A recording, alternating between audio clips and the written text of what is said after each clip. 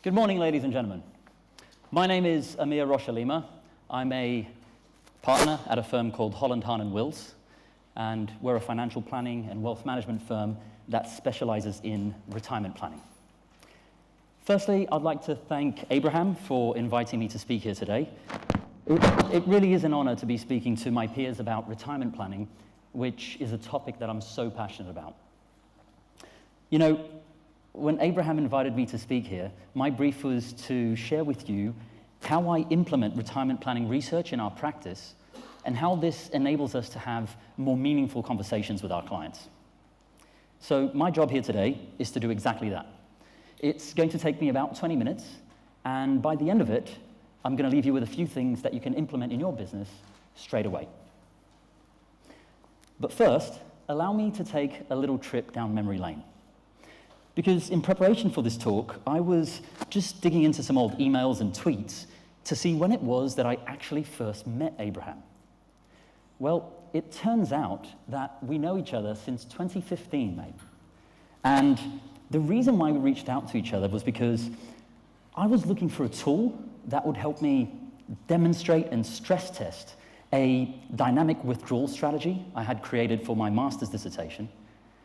And Abraham was looking for a data set on global equities and global bond returns, which I had access to at the Cass Business School. But unfortunately, you hadn't built Timeline yet. So I had to run all my regressions through Excel. And that was a pretty painful exercise, if I may say so myself. That same year, I had the pleasure of experiencing the first ever financial planning conference I actually paid to attend, which was pretty novel, having come from product provider land. And it was a pretty amazing experience. I got to have breakfast with Kitsis, and it was great to get encouragement from a guy like him at such an early stage in my career. And it was also the first time I saw someone wearing a t-shirt and jeans to a financial planning conference. So I felt compelled to say hi to this guy. I walked up to him, and I could read the branding on his t-shirt, and it said Voyantist.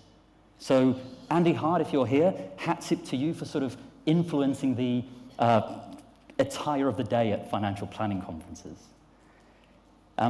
Anyway, since then, Abraham, you and your team have put on 5 of these conferences, bringing us the best in retirement planning thinking from around the world, and built a tool that enables us in this room to deliver a robust financial planning experience to our clients. And for that, my friend, I thank you. And it's on this theme of creating a memorable experience for our clients that I want to labor on a bit further. Because the fundamental question we're all trying to answer in retirement planning is this: will the money outlive the people, or will the people outlive the money? Now, for those of you who attended this conference over the last few years, you would have seen Nick Murray present this concept of the 2 doors. One door presents the client with dignity and independence through retirement, enabling them to pursue their dreams and to leave a meaningful legacy to their loved ones. The other door doesn't. The problem is that without proper financial planning, we simply don't know which door the client is going to go through until the event has actually happened, by which time it's too late to do anything about it.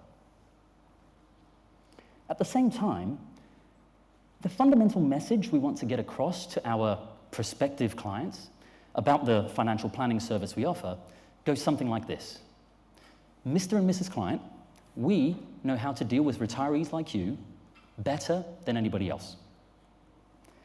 And whilst better is a legitimate differentiator, it's incredibly hard to demonstrate it to the client when you're offering an intangible service like financial planning. On top of this, the future's here, folks. And given the recent updates announced by Timeline, it's pretty clear that delivering the technical aspects of great financial advice really is becoming table stakes. We're living in the experience economy right here, right now. And our value is in delivering an experience to our clients that they can't achieve themselves through technology alone by doing a DIY analysis on their numbers. So let me share with you an example of this from a completely unrelated field to ours. Hands up if you've ever been to a BuildABear workshop.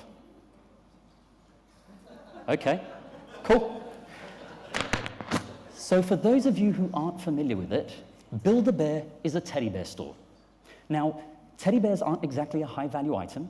At the end of the day, I could buy one online through my phone in less than 30 seconds for under £10. But as BuildABear puts it, BuildABear isn't just a teddy bear store. BuildABear is where best friends are made. That's their actual tagline, where best friends are made. Because at BuildABear, I just don't go there and buy a teddy bear. At BuildABear, I bring my daughter along and we make her new best friend.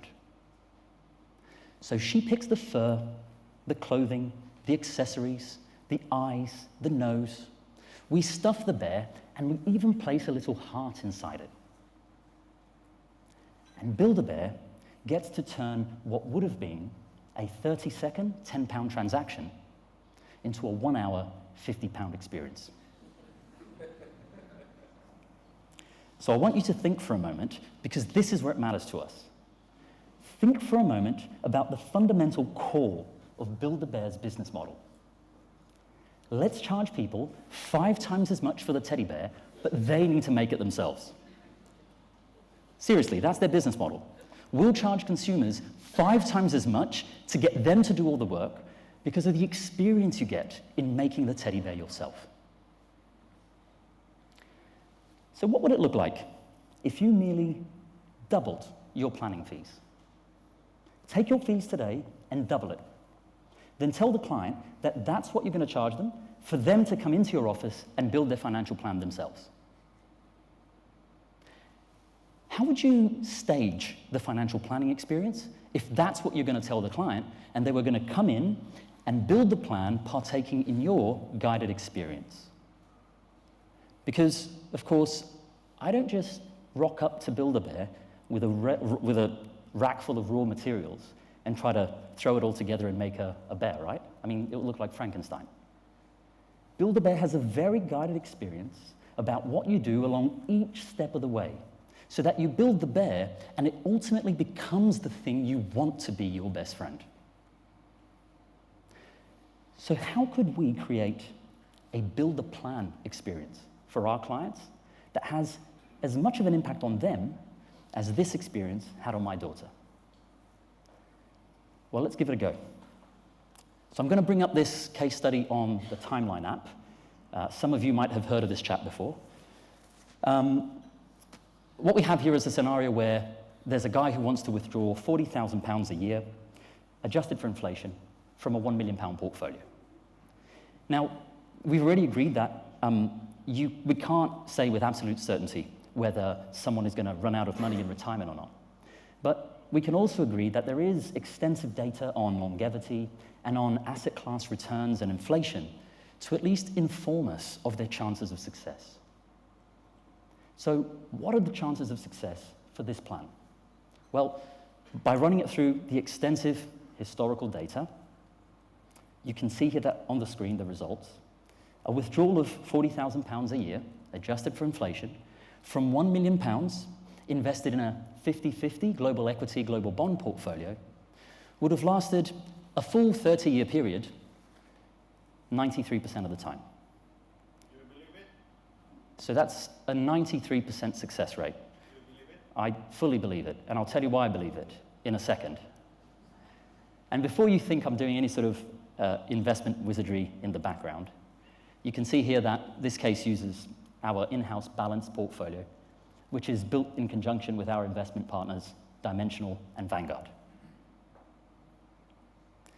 Okay, so I'm sure we can agree this case has a pretty decent chance of succeeding. Now, what if Tony got all excited and decided instead to take £50,000 a year, again, adjusted for inflation, from his £1 million portfolio? Well, according to running the same scenario through the same data, we now just get a 55% chance of success, which of course gives us a 45% risk of failure. Now, I know this is all bread and butter stuff for experienced financial planners like yourselves, and at this point you might be asking, so what? Well, the reality is that how retirement risks, opportunities, and trade-offs are framed to clients really makes an impact upon the decisions that are ultimately made. Because if a client is considering a withdrawal that has only a 55% probability of success and a whopping 45% probability of failure, well, that sounds scary. In contrast, by framing it as a 45% chance of having to make modest mid-course adjustments and a 55% chance of leaving a potentially significant legacy, well, that sounds very different. And we can demonstrate this to the client. If we, for example, run this case through Jonathan Guyton's guardrail framework and actually work with the client to implement it diligently over that 30-year period, we increase the probability of success to 99%. 99%. And some of you might be looking at the lifetime income section of that graph and going, come on, Amyr, is that such a great client outcome? Well, again, let's look at the numbers. Because by running a robust retirement planning framework like this, you get to show the client in advance the step down in income they might need to take in order to ensure their plan stays on track throughout retirement. So let's look at the worst case scenario here for a minute. According to the historical data, which, by the way, is the only guide we have to inform us of the probabilities in the future, this client would have to drop their income by some £400 per month from the second decade in their retirement onwards. Now, whether this is an acceptable outcome for this client or not, well, that's to be seen. But what I do know is that we're financial planners, not magicians. So if we have the guts to have this conversation with the client, you can imagine the range of conversations you can have from this point onwards. Really getting them involved in the construction of their financial life plan and getting them to buy into the dreams and aspirations they have for this next chapter in their lives.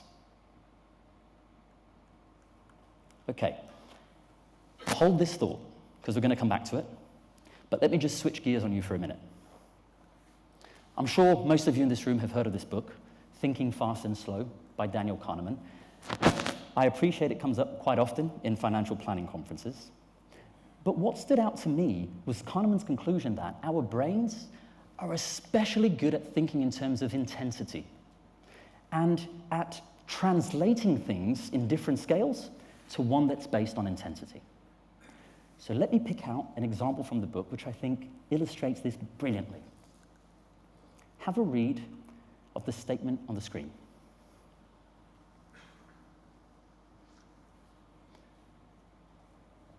Julie read fluently when she was 4 years old. Now let me ask you this.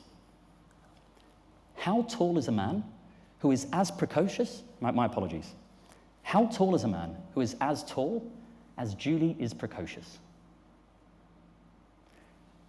Well, the amazing thing about Kahneman's research is that if we were to gather all the answers in this room, we would find that we've all answered this question in a fairly consistent manner. In this context, we would relate it to some height that is as remarkable as a 4-year-old who can read fluently is also remarkable. And the point, simply put, is this. We're quite good at simplifying complex questions into simpler ones, and at relating to things in terms of intensity. And the reason why this is important, in retirement planning in particular, is because our brains are not quite the logical, rational, decision-making machines we think they are.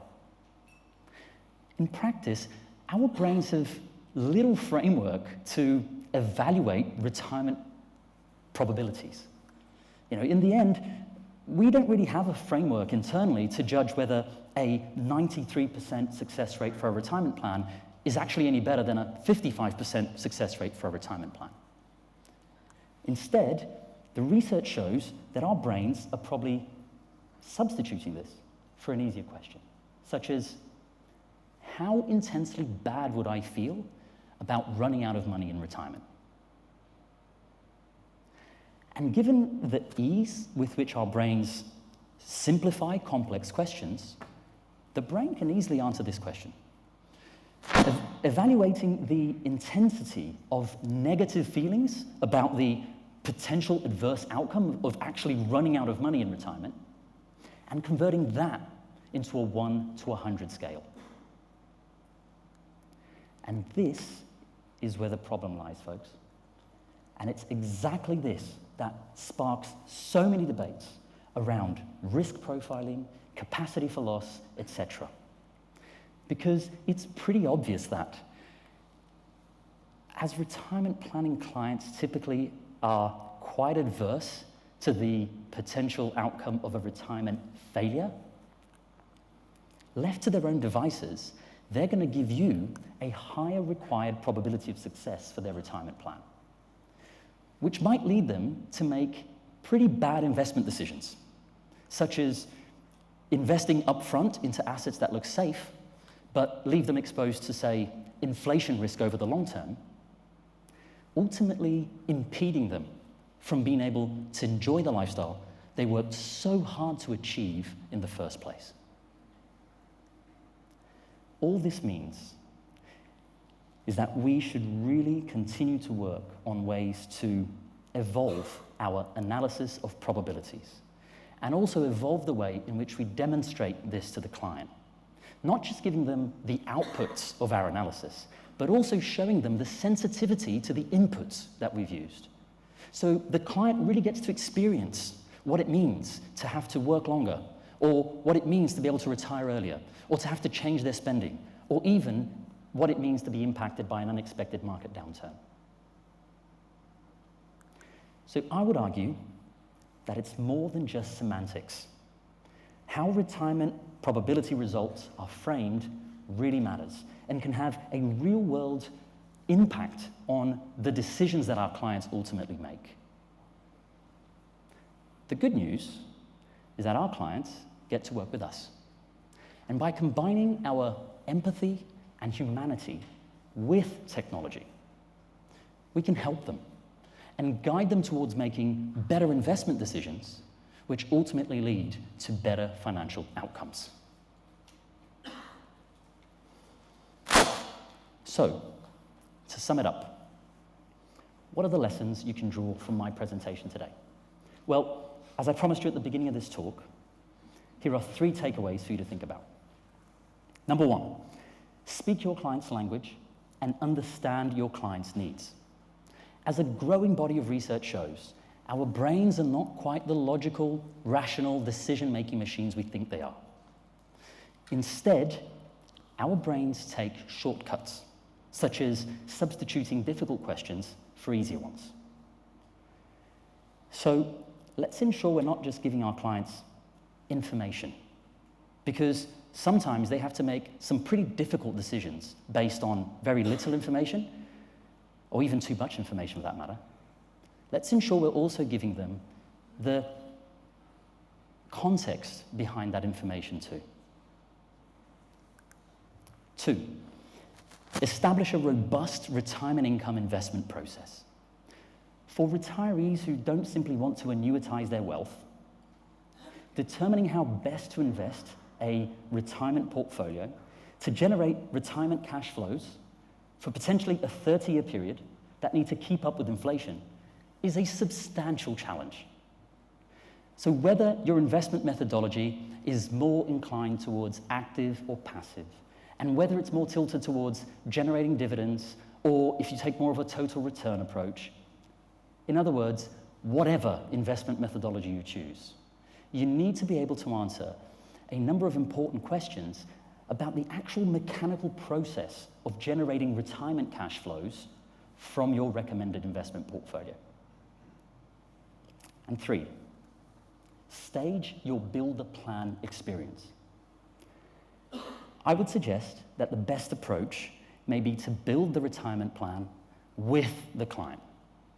Similar to the BuildABear experience I went through with my daughter, the goal is to get the client involved in articulating a series of guidelines and parameters about their retirement plans.